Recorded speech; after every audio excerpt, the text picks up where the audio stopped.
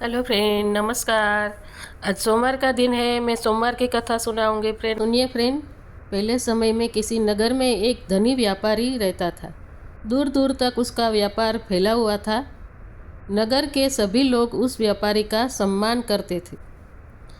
इतना सब कुछ संपन्न होने के बाद भी वह व्यापारी बहुत दुखी था, क्योंकि उसका कोई पुत्र नहीं था, जिस कारण अपने मृत्यु के पश्चात व्यापार के उत्तराधिकारी की चिंता उसे हमेशा सताती रहती थी। पुत्र प्राप्ति की इच्छा से व्यापारी प्रत्येक सोमवार भगवान शिव की व्रत पूजा किया करता था और शाम के समय शिव मंदिर में जाकर शिवजी के सामने घी का दीपक जलाया करता था। उसकी भक्ति देखकर माँ पार्वती प्रसन्न हो गई और भगवान शिव से उस व्यापारी की मनोकामना पूर्ण करने का निवेदन किया। भगवान शिव बोले, इस संसार में सबको उसके कर्म के अनुसार फल की प्राप्ति होती है। जो प्राणी जैसा कर्म करते हैं उन्हें वैसा ही फल प्राप्त होता है। शिवजी द्वारा समझाने के बाद माँ पार्वती नहीं मानी और उस व्यापारी की मनोकामना पूर्ति हेतु वह शिवजी से बार बार अनुरोध करती रही। अंततः माता के आग्रह को देखकर भगवान भोलेनाथ को उस व्यापारी को पुत्र प्राप्ति का वरदान देना पड़ा। वरदान देने के पश्चात भोलेनाथ माँ पार्वती से बोले, आपके आग्रह पर मैंने पुत्र प्राप्ति का वरदान तो दे दिया, परंतु इसका यह पुत्र 16 वर्ष के अधिक समय तक जीवित नहीं रहेगा। उसी रात भगवान शिव उस व्यापारी के सपने में आए और उसे पुत्र प्राप्ति का वरदान दिया और उसके पुत्र के 16 वर्ष तक जीवित रहने का भी बताया।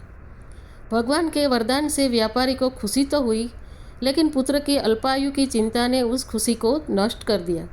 व्यापारी पहले ही तरह सोमवार के दिन भगवान शिव का विधिव्रत व्रत करता रहा। कुछ महीनों के बाद उसके घर अति सुंदर बालक जन्म लिया। घर में खुशियाँ भर गई। बहुत धूमधाम से पुत्र जन्म का समारोह मनाया गया, परंतु व्यापारी को पुत्र जन्म की अधिक खुशी नहीं हुई, क्योंकि उसे पुत्र की अल्पायु के रहस्य का पता था।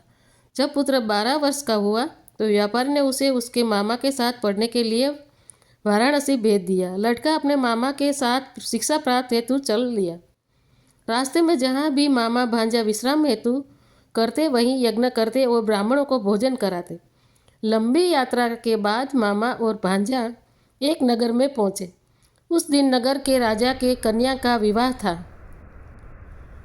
जिस कारण पूरे नगर को सजाया गया था। निश्चित समय पर बारात आ गई, लेकिन वर का पिता अपने बेटे के एक आँख से काने होने के कारण बहुत चिंतित था।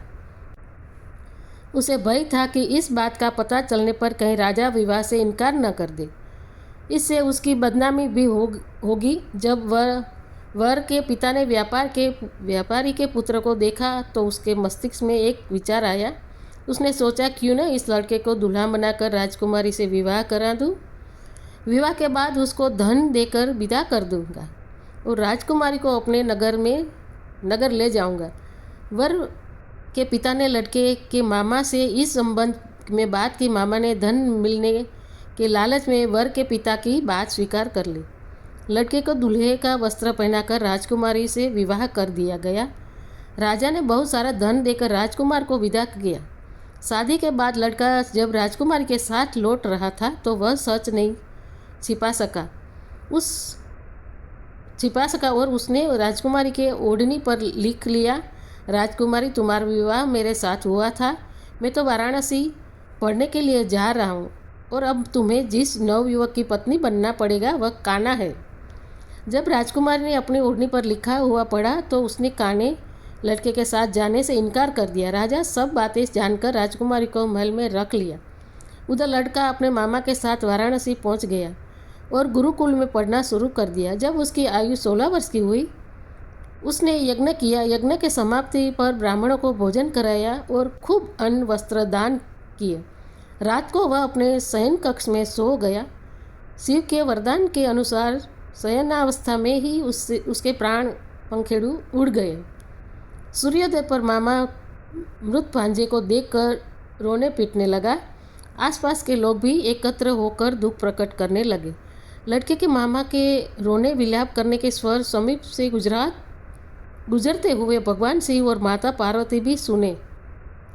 पार्वती ने भगवान से कहा, प्राणनाथ, मुझे इसके रोने के स्वर सहन नहीं हो रहे। आप इस व्यक्ति के कष्ट को दूर करें। भगवान शिव पार्वती ने समीप गुजरते हुए भगवान शिव और माता पार्वती भी सुने। पार्वती ने भगवान से कहा, प्राणनाथ, मुझे इसके रोने के स्वर सहन नहीं हो रहे। आप इस व्यक्ति के कष्ट को अवश्य दूर करें। भगवान शिव ने पार्वती के साथ अदृश्य रूप में समीप जाकर देखा तो भोलेनाथ पार्वती से बोले, यह तो उसी व्यापारी का पुत्र है जिसे मैंने 16 वर्ष की आयु का वरदान दिया था। इसकी आयु पूरी हो गई है। माँ पार्वती ने फिर भगवान से निवेदन कर उस बालक को जीवन देने का आग्रह किया। माता पार्वती के आग्रह पर भगवान शिव ने उस लड़के को जीवित होने का वरदान दिया और कुछ ही पल में वह जीवित होकर उठ बैठा। शिक्षा समाप्त करके लड़का मामा के साथ अपने नगर की ओर चल दिया। दोनों चलते हुए उसी नगर में पहुँचे जहाँ उसका विवाह हुआ था। उस नगर में भी यज्ञ का आयोजन किया। समीप से गुजरते हुए नगर के राजा ने यज्ञ का आयोजन देखा और उसने तुरंत ही लड़के और उसके मामा को पहचान लिया। यज्ञ के समाप्त होने पर राजा मामा लड़के को महल में ले गए और कुछ दिन उन्हें महल में रखकर बहुत सा धन, वस्त्र आदि देकर राजकुमारी के साथ विदा कर दिया। इधर भूखे प्यासे रहकर व्यापारी उसकी पत्नी बेटे की प्रतीक्षा कर रहे थे। उन्होंने प्रतिज्ञा कर रखी थी कि यदि उन्हें अपने बेटे की मृत्यु का समाचार मिला तो दोनों अपने प्राण त्याग देंगे। परंतु जैसे ही उसने बेटे की जीवित वापस लौटने का समाचार सुना तो वह बहुत प्रसन्न हुए। वह अपने पत्नी और मित्रों के साथ नगर के द्वार पर पहुंचा। अपने बेटे के विवाह का समाचार सुनकर पुत्रवधू राजकुमारी को देखकर उसकी खुशी का ठिकाना न रहा। उसी रात भगवान शिव ने व्यापारी के स्वप्न में आकर कहा, हे श्रेष्ठी, मैंने तेरे सोमवार के व्रत करने के और व्रत कथा सुनने से प्रसन्न होकर तेरे पुत्र को लंबी आयु प्रदान की है। पुत्र की लंबी आयु जानकर व्यापारी बहुत प्रसन्न हुआ। सोमवार का व्रत करने के व्यापारी के घर में खुशियाँ लौट आई।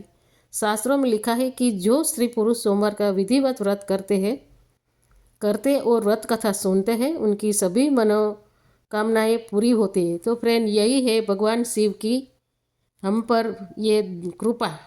तो जो ये व्यापारी पर जो कृपा बनी, तो हमारे पर भी ये कृपा आप सबके पर बनी रहे। बस यही प्रार्थना करके मैं यहाँ वीडियो पूरा कर